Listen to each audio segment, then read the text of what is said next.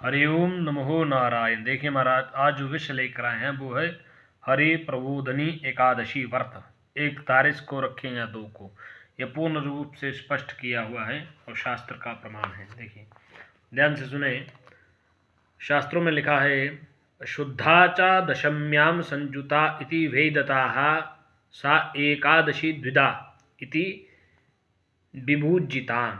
अर्थात एकादशी दो प्रकार की होती है, वेद भी दो प्रकार के होते हैं। एक अरुणोदय काल का वेद होता है और एक अरुणोदय काल के भी सूर्योदय काल का वेद होता है। दो प्रकार के वेद हैं। इन दोनों प्रकारों के वेद से रहित होना चाहिए। एक शुद्धा एकादशी और एक विद्धा एकादशी। दशमी के संयोग से रहित एकादशी शुद्धा कहलाती है और दूसरी और दशमी से युक्त एकादशी विद्धा एकादशी कहलाती है।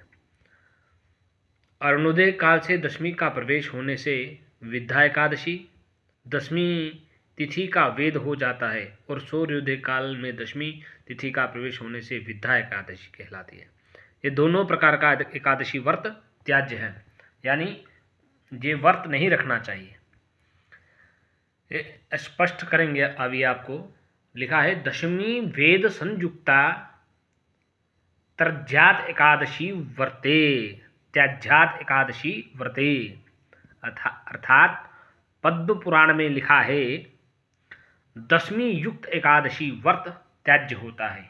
जिसमें दशमी तिथि आ जाए एकादशी तिथि में, तो उस दिन व्रत नहीं रखना चाहिए, यानी कि एक तारीख को व्रत नहीं रखना चाहिए। इसमें दशमी तिथि का वेद है और दशमी तिथि का वेद से रहित होकर ही एकादशी रखना चाहिए। तो वो दो तारीख है। एकादशी प्रथा द्वादशी युक्त ही फलदायक सिद्ध होती है और द्वादशी 2 तारीख को ही द्वादशी से युक्त होगी एकादशी। उसी दिन तुलसी का उपवास रखना चाहिए, व्रत। तो शास्त्रों में एक और बहुत विडंबना है यहाँ पे कि भ्यादृति च वृति पाते भौम वार्ग भानुषु पर्वतध्वज संक्रांत द्वादश्या तिथि सूत के ध्वजाः। अर्थात इन तिथियों में भी व्यतिपात में और व्यादृति योग में मंगलवार, शुक्रवार और रविवार के दिन और 2 पर्व में पूर्णमासी और अमावस्या में, द्वादशी शुक्ल पक्ष की तिथियों में और सूतक में तुलसी का स्पर्श नहीं करना चाहिए, ना तोड़ना चाहिए। इसका ध्यान रखें। पहले दिन पूजा कर लें, दूसरे